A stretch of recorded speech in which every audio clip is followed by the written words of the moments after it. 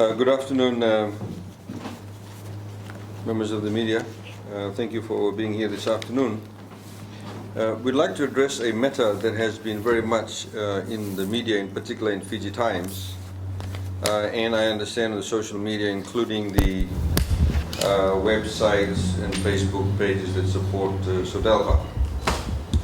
This is about the so-called $100 million missing articles that have been published by the Fiji Times and continuously has been published further, seeking answers on this. I'd like to clarify the situation today. Not firstly just to explain about the $100 million, but about the manner in which this matter has been handled by Fiji Times in such an irresponsible manner, and in particular also by the Public Accounts Committee, the way that they have also handled the matter. We have so far not made a public statement because we understood, as has been a incident that related earlier on to another committee matter, that we weren't allowed to comment in the public space regarding matters that were before the committee. The Fiji Times has been pursuing questions and from us, sending us questions. We have refused to answer that because we wanted to follow the proper path. We yesterday approached the Speaker, the Honourable Speaker of the House, and then followed by a letter officially to the Honourable Speaker seeking clarification on our ability to respond in the public space regarding matters before the committee that has been raised in the public space, in particular by one media organization, overwhelmingly. The Honourable Speaker has given us the clarification and has said that we can make comments in the media as long as they are not confidential matters that are discussed before the committee. So in other words, they were not in closed session, and also that we are at liberty to discuss this with the media organization.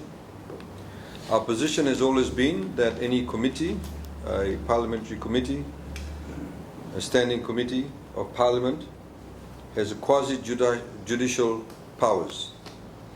Quasi-judicial powers means that they are able to summon witnesses, they are able to summon people to appear before it, but they must also act judiciously.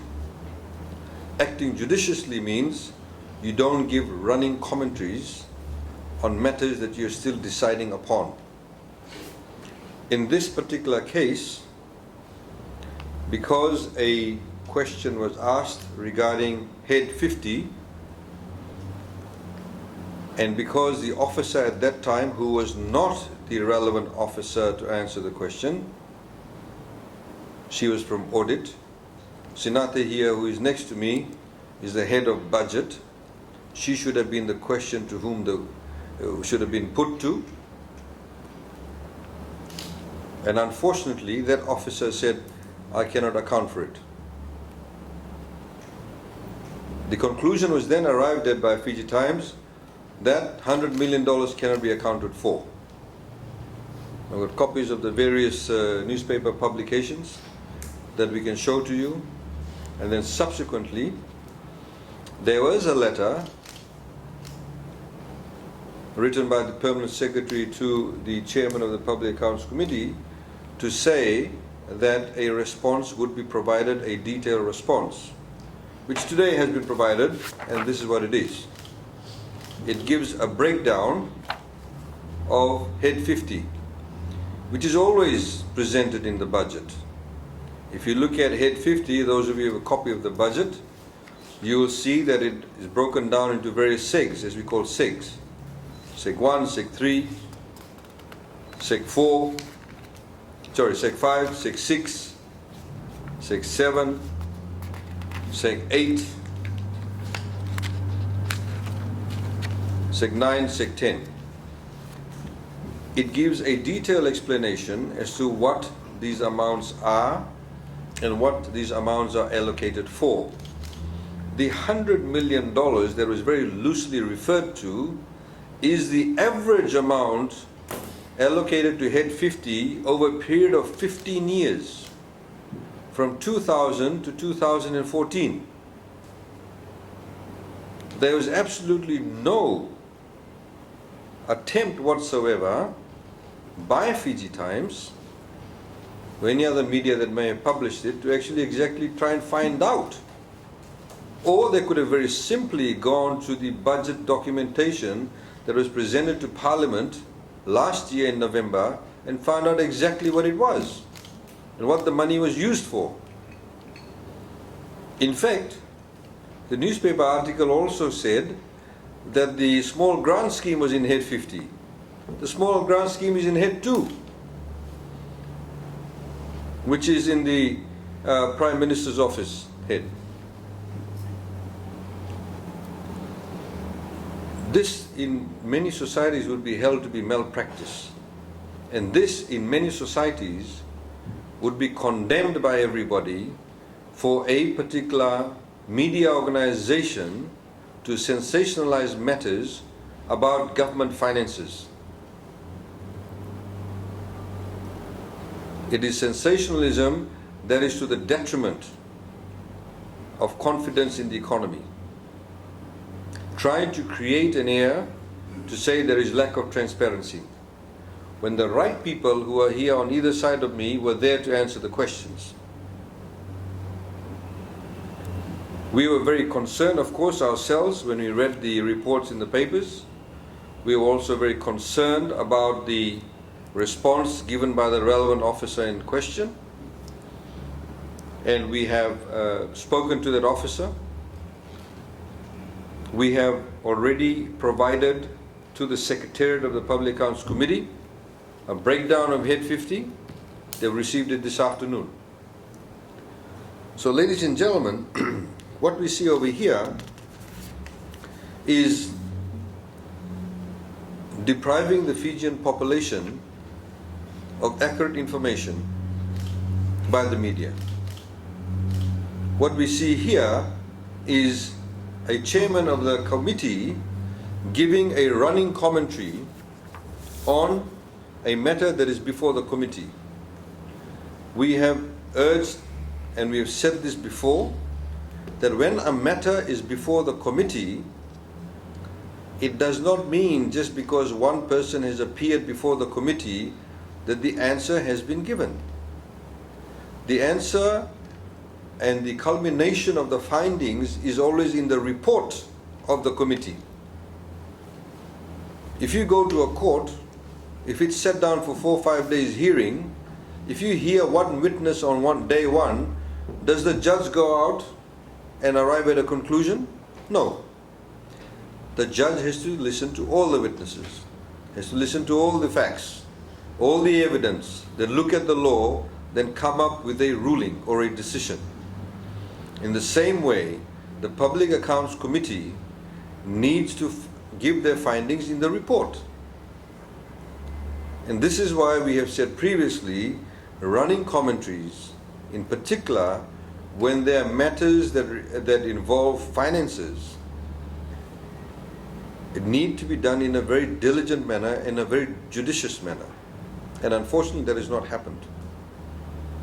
We have 3 articles.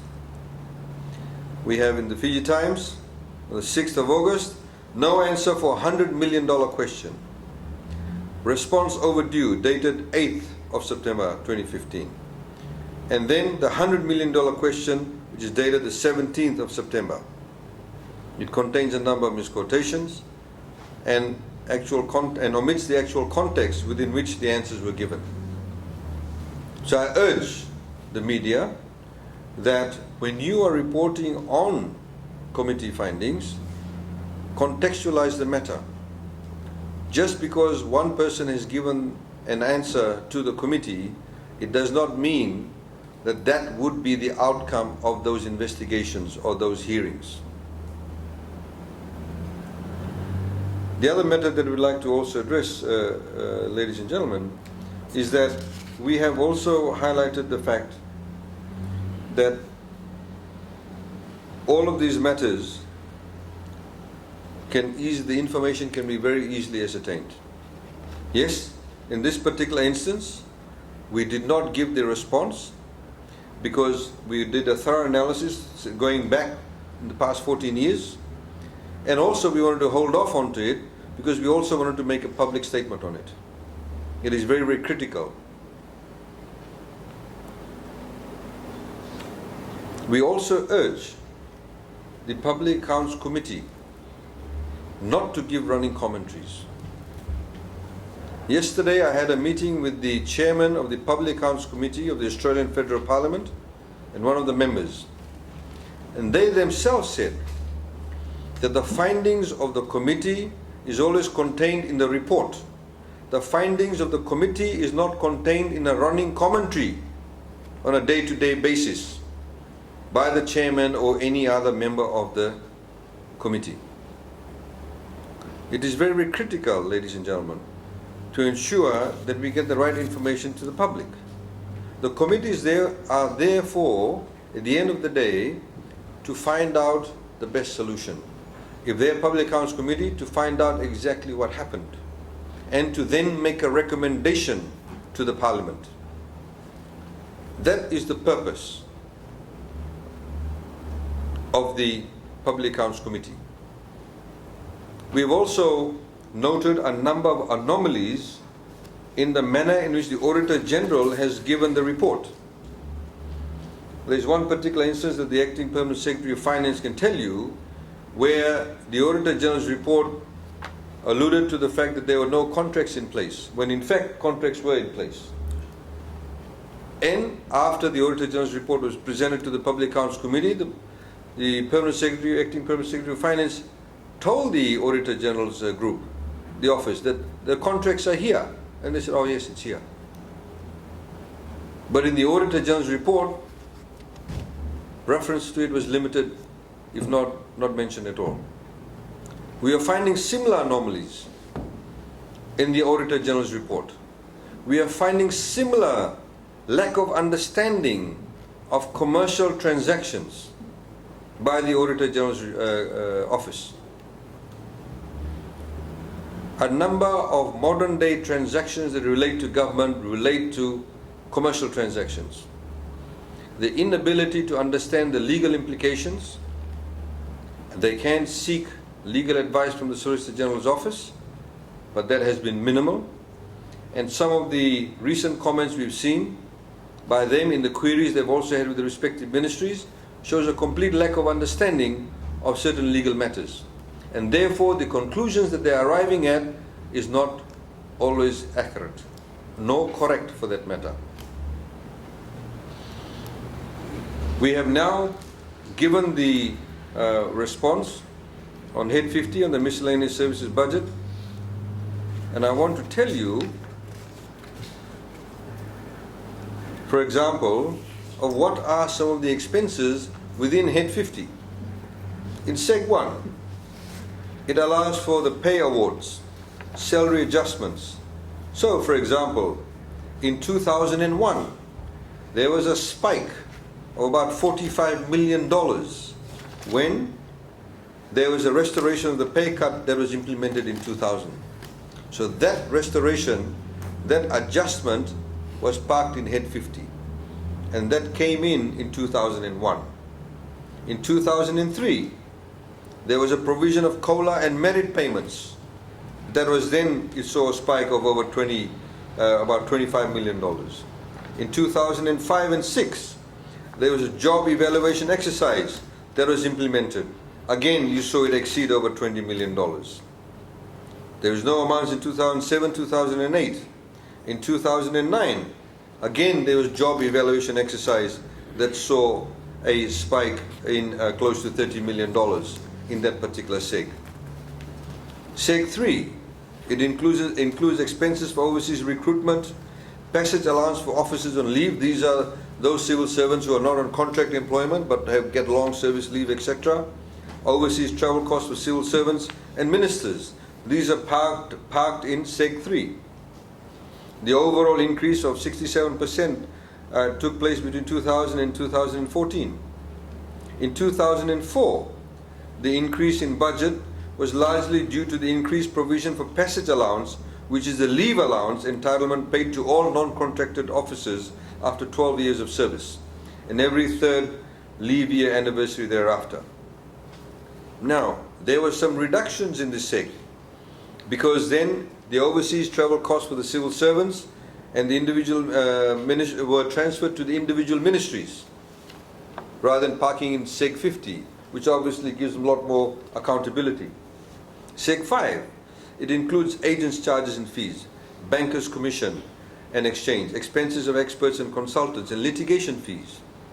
Now these were all parked in Seg 5. There was an increase in 2014 because what we did in order to get more control over it, a number of expenses were moved to Seg 5. So for example, litigation fees was moved from the Office of the Attorney General to Head 50. It was parked there. So these are the ways that the expenses keeps on changing. Now, in Seg 6, 2009, so let me go to 2009, where we started paying FICAC. FICAC was created. So the grant of FICAC was paid from Head 50, Seg 6. Now if you notice, in this year's budget, we have a separate head that has all the independent commissions. Human Rights Commission, Judicial Services Commission. We have then, of course, FICAC. We'll get the Accountability Transparency Commission. All of these commissions are now in a separate head. So Seg 6 will go down from this year because FICAC has been taken out and given a separate head with all the independent commissions. So the accountability, irrespective of which head it is placed in, is always there. It is movement, it is those adjustments. So for example, in 2012, there was a new provision for ADB subscriptions, and that's when the budget went up. From this year, Seg 6 will go down because FICAC has been removed from it. St. John's Grant, St. John's Ambulance, it used to be in Head 50, and now is being moved to Head 22 from this year. So obviously that will come down. Seg 7 has miscellaneous refunds, duty on government purchases and general reserves, plus other one-off budget provisions for specific identified purposes. And you'll always find this. In 2003 there was a spike with a special budget provision allocated for VAT refunds, office building maintenance and asset sales expenses. This is in 2003. So these are the kind of adjustments that take place in Seg 7. In Seg 9, it includes the provision for purchase of new and replacement of office equipment and vehicles, and the vehicle leasing program for the whole of government. In 2002, there was a huge spike which has never been reached after that. Nearly $27 million in 2002.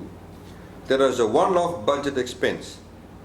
At that time it was called Natandola Marine Resort Infrastructure Development, the realignment of the Queen's Road in Townovo, the Pacific Village, and the supplementary provision for the standby facility for unseen capital projects. That's in 2002, it went to $25 or $27 million.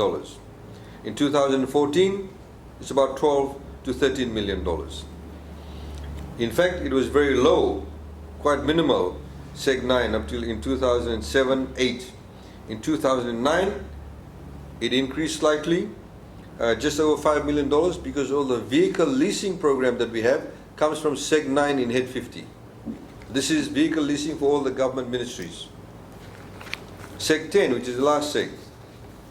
Now, this has recorded an increase of 763% compared to 2000 to 2014. Why?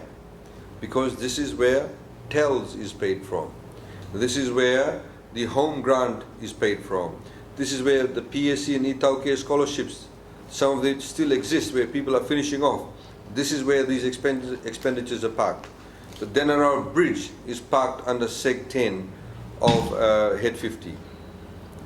We of course had in 2011, there was a spike in close to about $180 million, because that's when government pumped in the money into FSC, and that tapered off in 2012. So these are the kind of expenses that is parked under Head 50, and this is the explanation that has been given to the Secretariat of PSC, addressed to the Chairman of the, not PSC, Secretariat of the Public Accounts Committee, and addressed to the Chairman of the Public Accounts Committee. So ladies and gentlemen, this is a very unique situation in a way that we are in now. And that uniqueness has been created by the fact is that there has been a lot of irresponsible reporting, in particular, unfortunately, in this instance by Fiji Times, by taking a particular answer out of context and putting an actual spin to it. And unfortunately, the Chairman of the Public Accounts Committee has continued to feed into that, rather than saying, look, let's wait for the response from Ministry of Finance. We'll then come to a conclusion where there's been abuse of funds, or whether there's $100 million missing, or if there's any anomalies. That's precisely what the committee and the chairman should have done, because nobody can arrive at a conclusion without getting all the facts and information first. How can you do that? How can Fiji Times do that? How can the Chairman of the Public Accounts Committee allow that to happen? And that is precisely what has happened. And it is not an insignificant issue. It is a very significant issue.